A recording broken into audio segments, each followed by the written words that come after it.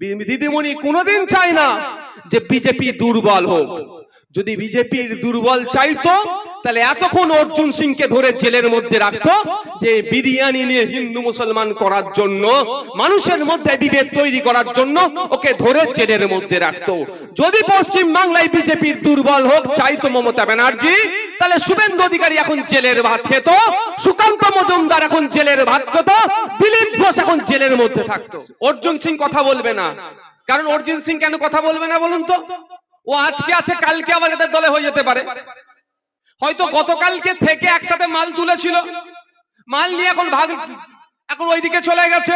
কিন্তু আমাদের তো কটা কোশ্চেন তো করতেই হবে ভাই, যে কোন কোশ্চেন গুলো করলে অর্জুন সিং ভয় পেয়ে যাবে, যে কোশ্চেন অর্জুন সিং জীবনেও করতে পারবে না, যে কোশ্চেন পার্থবাবুরাও করবে না, যে কোশ্চেন আপনার এমএলএও করবে না, যে কোশ্চেন শুভেন্দু অধিকারীও করবে না, যে কোশ্চেন মমতা ব্যানার্জি করবে না, সে কোশ্চেন আমাদেরকে করতে হবে।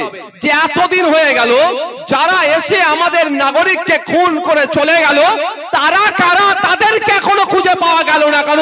এই জবাবটা মোদিকে দিতে হবে, আর তার প্রতিনিধি অর্জুন সিংকে দিতে হবে। করবেন না আপনারা? এই প্রশ্ন না করতে পারেন, হিন্দু মুসলমান করে দিচ্ছে বিষয়টাকে। হ্যাঁ, অবশ্যই অস্বীকার করার কোনো জায়গা নাই যে হিন্দু দেখে মেরেছে, তাহলে তো অর্জুন সিং এরা আরো বেশি ফেসে যাবে ভাই। ভারতবর্ষের ইতিহাসে দেখুন, দলিত হওয়ার জন্য পিটিয়ে মেরেছে, আদিবাসী হওয়ার জন্য মেরেছে, মুসলমান হওয়ার জন্য মেরেছে, কিন্তু ভারতবর্ষের ইতিহাসে খুঁজে পাবেন না টেররিস্টরা আক্রমণ করেছে, পাকিস্তান থেকে এসে হিন্দু বেছে বেছে খুন করেছে, এই প্রথম হয়েছে। কিন্তু ইতিপূর্বে ভারতবর্ষের অনেক প্রধানমন্ত্রী ছিলেন।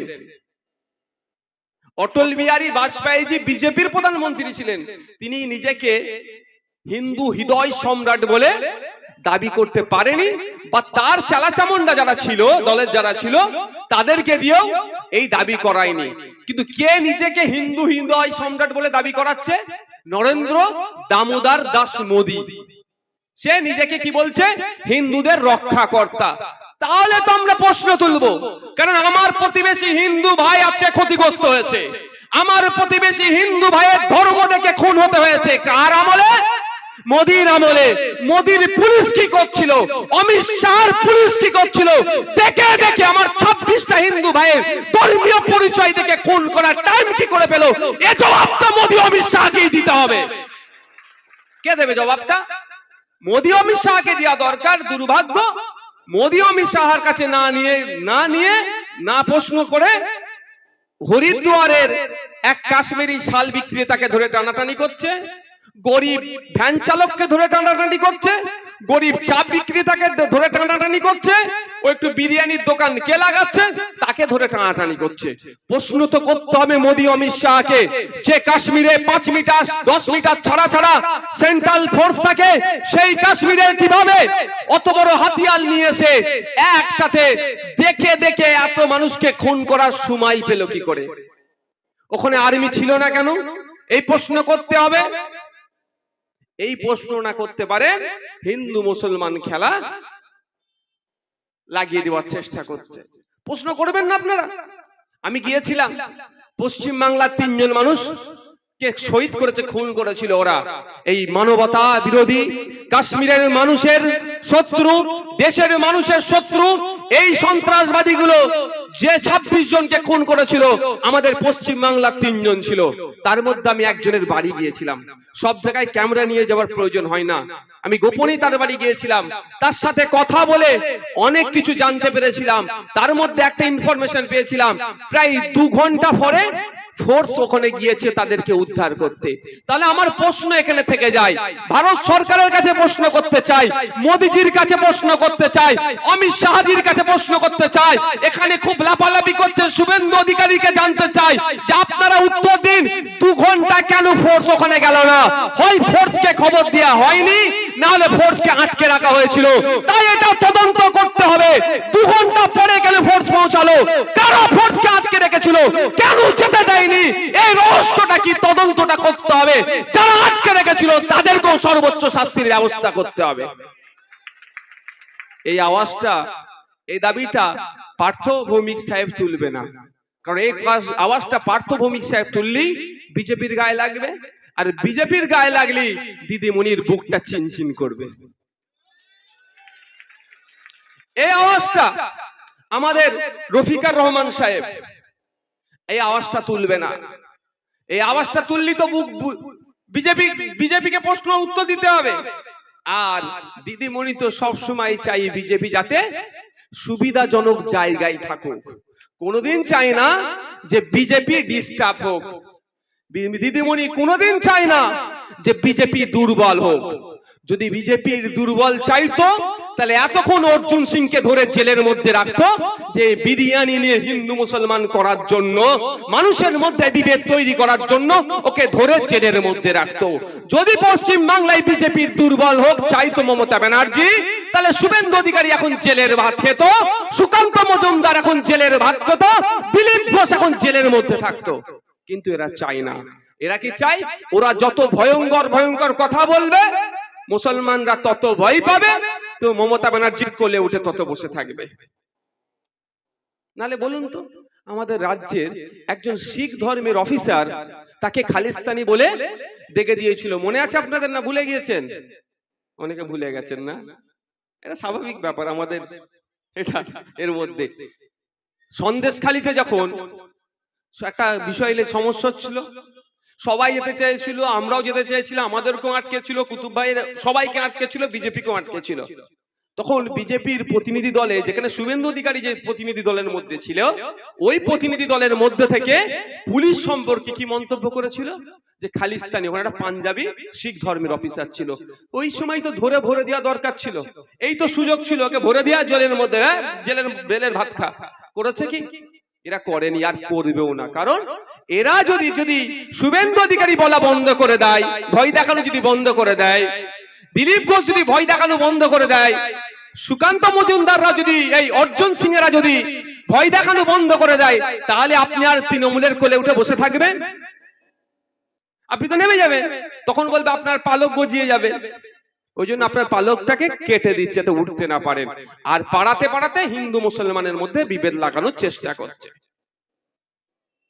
এখানকার যে রোডের যে ক্ষতিপূরণটা, শুধু কি মুসলমান ক্ষতিগ্রস্ত হচ্ছে ভাই, না শুধু হিন্দু ক্ষতিগ্রস্ত হচ্ছে? এখানে জাত ধর্ম নির্বিশেষে মানুষ ক্ষতিপূরণটা পাচ্ছে না, তা নিয়ে চিৎকার করতে পারছে না, তা নিয়ে কথা বলছে না, তা নিয়ে এরা বলবেও না। খোঁজ নিলে দেখবেন সব ভাই তো মাল ভাগ করে নিয়েছে। বুঝতে পেরেছেন? বন্ধুগণ, আমাদের আওয়াজ তুলতে হবে। যে কাশ্মীরে যে ঘটনা ঘটেছে এ তদন্ত হওয়া দরকার। যারা ওই কাশ্মীরের বর্ডার থেকে 300 কিলোমিটার দূর পেহেলগাঁওতে এসে সন্ত্রাসবাদী হামলা চালিয়ে লুকিয়ে গেল, তাদেরকে খুঁজে বার করতে হবে। 6 মাসের মধ্যে বিচার করে তাদেরকে ফাঁসি দিতে হবে। এই আওয়াজ তুলতে হবে। সাথে সাথে কাশ্মীরের বর্ডার থেকে 300 কিলোমিটার দূরে কিভাবে আসলো, কাদের সহযোগিতা নিল, তাদেরকেও খুঁজে বার করতে হবে। দেশের মধ্যে যে সমস্ত গাদ্দারগুলো আছে, দেশের সার্বভৌমত্বকে যারা নষ্ট করার চেষ্টা করছে, দেশের মধ্যে অশান্তি পাকানোর যারা সুযোগ করে দিচ্ছে, সেই সমস্ত গাদ্দারগুলোকে খুঁজে বার করে তাদেরকেও ফাঁসিতে চড়াতে হবে। এই আওয়াজ তুলতে হবে আমাদেরকে। আর না হলে বিজেপি ভোটের সময় আসবে বলে অপারেশন সিন্দুর করেছি, ভোটটা আমাকে দাও। কতটা তদন্ত হবে আমার বিশ্বাস হচ্ছে না ভাই। কারণ 2019 সালে আমাদের সেনা 40 জনের অধিক সেনা শহীদ হয়েছিল। নদিয়া জেলার ছিল, পাশের জেলা নদিয়া জেলাতে ছিল। আমাদের উলুবেড়িয়া, হাওড়া জেলার উলুবেড়িয়াতে শহীদ হয়েছিল বাবলু সাঁতরা। নদিয়ার নামটা ভুলে যাচ্ছে এই মুহূর্তে। কি হলো? 6 বছর হতে যাচ্ছে, কি আমরা খোঁজ পেলাম যে কারা কারা যুক্ত? 300 কিলো নাকি বিস্ফোরক নিয়ে এসে আমাদের সেনাদের এতে কনভয়ে ঢুকে গিয়েছিল, 40 জন সেনা শহীদ হয়ে গিয়েছিল। ভাবতে পেরেছেন? এখনো তদন্ত হয়নি। এটা কবে তদন্ত হবে বলতে পারছি না, কিন্তু আমাদেরকে আওয়াজ তুলতে হবে যাতে তদন্ত হয়। মাথায় থাকবে তো নাকি ভাই? কটা বাজে বাবারে? 26,000 চাকরির বাতিল তো মনে বলেছে নাকি? আমাকে বক্তব্য বলে দিয়েছে। আচ্ছা হয়ে গেছে, আমি তাহলে ওয়াকাফে চলে আসি একদম। হ্যাঁ, ওয়াকাফ নিয়ে কারা শুনতে চান একটা হাত তুলুন তো। ওয়াকাফ নিয়ে শুনতে চান আপনারা শুনতে চান ওয়াকাফ নিয়ে? ঠিক আছে। আমরা সর্বপ্রথম আসি দুটো বিষয়। যে দুটো বিষয় এই সুকান্ত মজুমদাররা, অর্জুন সিং এরা আমাদের মধ্যে, আমরা এই পাশাপাশি বসবাস করি হিন্দু মুসলমান নির্বিশেষে, আমাদের মধ্যে হিংসা তৈরি করার চেষ্টা করছে। বিজেপি অকাপ সম্পত্তি লুটতে চাইছে না, চাইছে কারা জানেন? শিল্পপতিরা। আর বিজেপিকে যারা ফান্ড দেয় তারা অকাপ সম্পত্তিটা লুটতে চাইছে। বিজেপিকে ওই জন্য বলছে আইনটা তুমি এইরকম করে করে দাও। বুঝতে পারছেন? এই ওয়াকাফটা নিয়ে হিন্দু মুসলমানের লড়াই নয়, মুসলমানের সাথে হিন্দুর ওয়াকাফ নিয়ে কোনো লড়াই নাই। এটা কিন্তু ভুল বুঝানো হচ্ছে। আর এটা শুধু মুসলমানদের ধর্মীয় সমস্যা নয়, এটা সংবিধানকে বাঁচানোর লড়াই।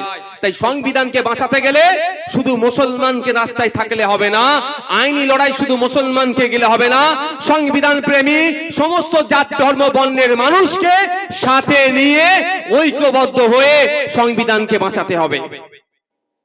আমি দুটো, প্রথম এদের মিথ্যাচার, যে মিথ্যাচারের মাধ্যমে হিন্দু মুসলমানের মধ্যে ফাটল ধরানোর চেষ্টা করছে তার জবাবটা আগে দিই। তারপরে কেন আমরা এই আইন মানতে চাইছি না, কেন বাতিল করতে বলছি সেই বিষয়ে বলবো আপনাদের। কারো অসুবিধা হবে না তো? এনার্জি আছে ভাই?